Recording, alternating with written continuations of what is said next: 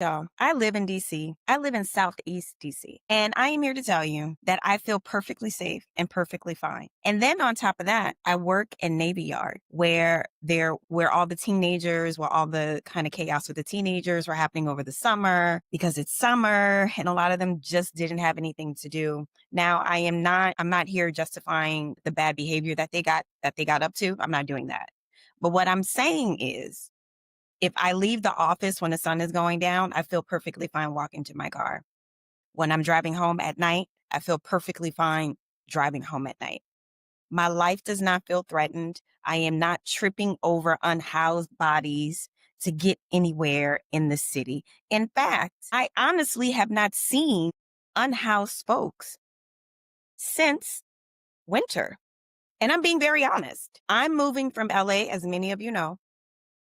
Now, I was literally tripping over folks in LA in my own carport.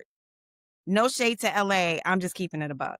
That is not the situation here in DC. Let's be very clear about what is happening. Now, a lot of people are saying this is a distraction from the Epstein files. Y'all know how I feel about the whole distraction thing, right? Like, I think it's overused to the point where it just doesn't have any weight.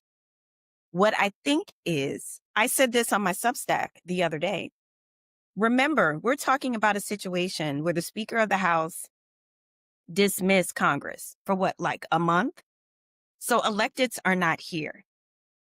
Was that coincidental? Was that a whim or was that strategy? I am focused on the fact that electeds are not here in DC and this happened.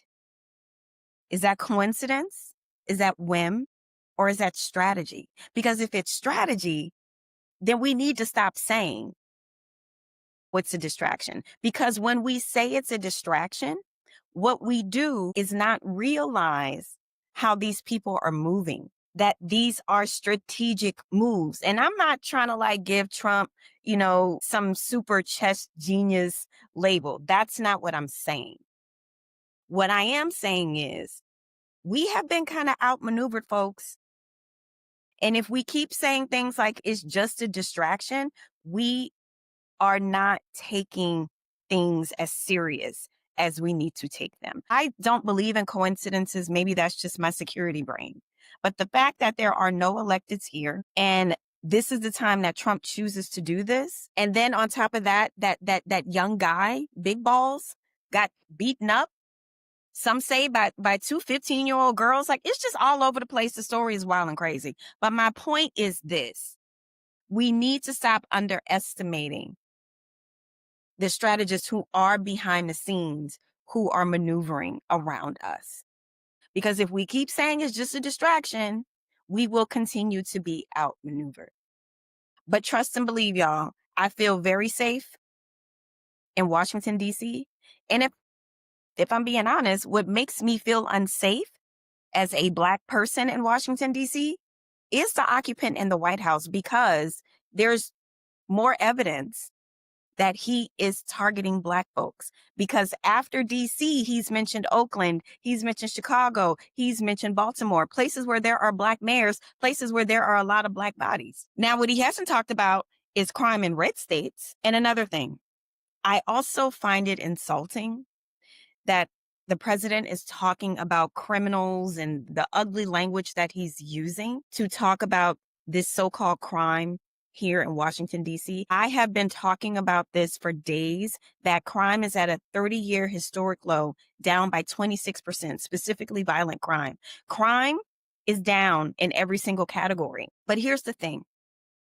One of the first things he does as president is to release violent January 6th criminals who hurt police officers. That's okay. But teenagers in Navy Yard or Black Howard students on U Street that's returning back to school for a new school year, those things aren't okay. This man is coming for Black folks. Why? Because we overwhelmingly vote Democratic. It's that simple. He wants to humiliate us. He wants to crush our spirit and our will. He has pushed out more than 300,000 Black women out of the federal workforce, and industry they're not picking us up because of how he has corrupted diversity, equity, and inclusion. And I also say shame on those businesses that comply. And then on top of that, additionally, there are about 100,000 Black men that have been added to that number. So we are looking at about 400,000 Black folks that are being pushed out of the workforce. He is targeting Black cities with Black mayors. He definitely cannot stand Black women. We are under attack. And it is not by teenagers in Navy Yard. It is not by Howard students on U Street. It's by the occupant of the White House. All right, folks, in a People's Brief, I like to break down a few news items, things that are happening. So I had to get it off my chest about the realities of living in DC, and no, we are not being overrun by teenagers and unhoused folks. That's just not happening.